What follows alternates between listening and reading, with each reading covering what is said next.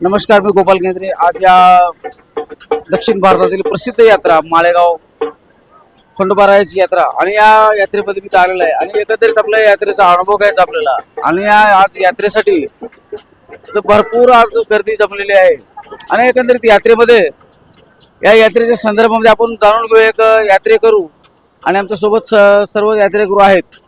आणि या माळेगावच्या यात्रेविषयी इथं आपलं नाव काय भाऊ? गोविंद केंद्रे इथं आलेले आहेत अहमदपूर तालुक्यामधून. सह आयुक्त स्काउट गाईड मुंबई. आणि आपण यांच्या या यात्रे संदर्भामधलं थोडस माहिती घेणार आहोत. आपल्या यात्रे संदर्भात काय वाटतंय गोविंदरावजी, आपण थोडक्यात इथे सांगाल? नमस्कार, मी गोविंद केंद्रे, सहाय्यक राज्य प्रशिक्षण आयुक्त, महाराष्ट्र राज्य भारत स्काउट आणि गाईड.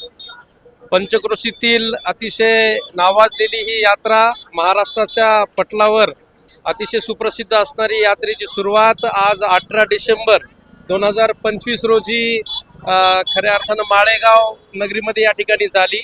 श्री क्षेत्र खंडेरायाचं हे देवस्थान जेजुरीनंतर महाराष्ट्राच्या 18 पगड बहुजन समाजासाठीचं आराध्य दैवत असणारं हे माळेगाव देवस्थान आहे.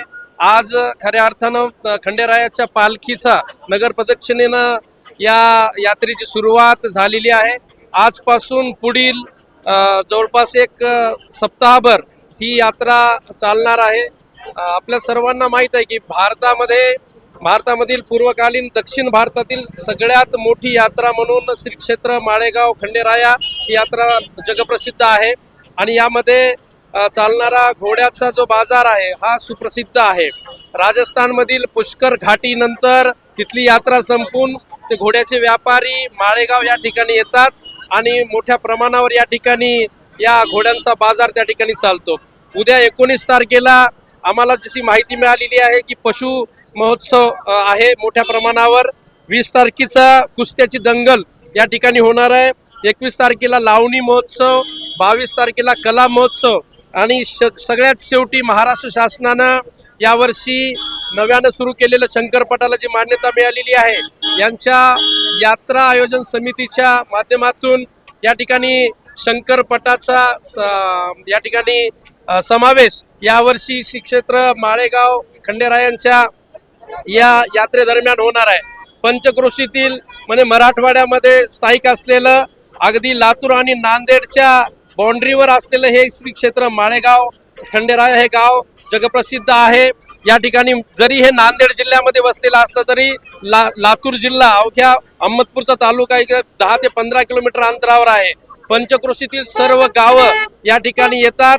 रात्रीच्या वेळीला कलाप्रेमी, लावणीवर प्रेम करणारे जे काही कला रसिक आहेत त्यांचेही मोठ्या प्रमाणावर या कलेचा आस्वाद या ठिकाणी घेतात. एकंदरीत शक्ती आणि भक्तीचा एक दुहेरी संगम असणारी ही माळेगाव यात्रा.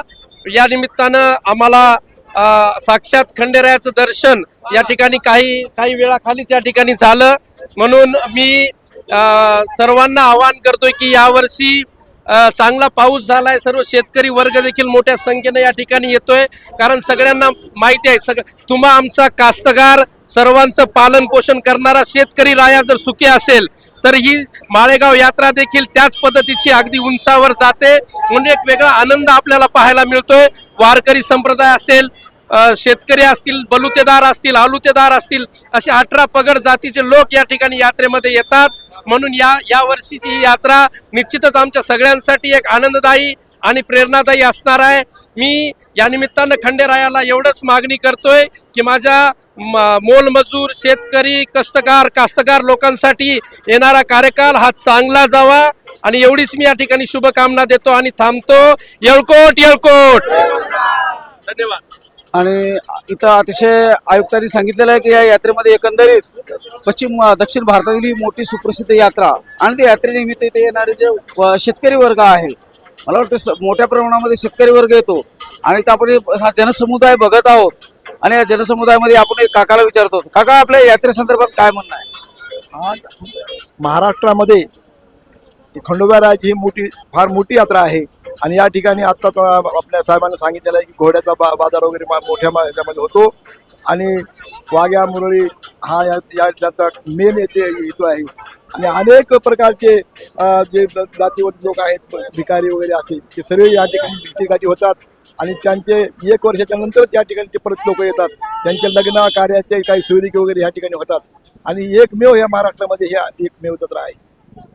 अतिशय काकांनी सुंदर माहिती दिली आहे. काका मला वाटतं एकंदरीत 20-25 वर्षापासून तरी येत असतील, तरी काकांना भरपूर अनुभव. आणि या यात्रेमधले विशेषता आहे की इथं गोरगरीब जी जनता आहे, खाल्ल्या 12 पगड जातीमधील विवाह इथं होतात आणि जात निवाडा, जात विवाह अशा अनेक हे आहेत. आणि पशुसंवर्धन खूप मोठ्या प्रमाणात होतंय. आपण या यात्रेचा एकंदरीत विचार केला तर महाराष्ट्रातील सर्वात मोठी यात्रा म्हणून असं गणल्या जात आहे. आणि या यात्रेमध्ये आज इथं आपल्या भरपूर शिकायला, आपल्या या यात्रेसाठी काही विद्यार्थी मित्र सुद्धा आलेले आहेत आणि या यात्रेसाठी सर्वच येतात. परंतु एक विद्यार्थी म्हणून, काय नाव बेटा तुझं? गंगाधर शिंदे. आणि हा विद्यार्थी म्हणून आणि हा तो थोडं आपल्याला सांगणार आहे. मी जवळपास येते 10-12 वर्ष झाले. आमच्या घरचे सगळेच येतात. वारी आहे, आमचं कुलदैवत आहे, त्यामुळे आमची दरवर्षी या ठिकाणी पालखीला वारी असते.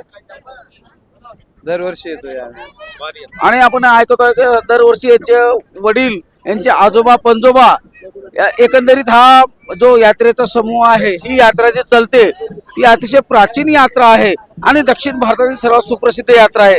इथे कला महोत्सवासह अनेक पशुसंवर्धन आहेत, अनेक कुस्त्याची दंगल आहे आणि अनेक खेळाचं नियोजन केलं जाते. आणि खरंच या नांदेड जिल्ह्यामधील या यात्रेसाठी हा उत्स्फूर्त प्रतिसाद आपल्याला मिळतोय. धन्यवाद.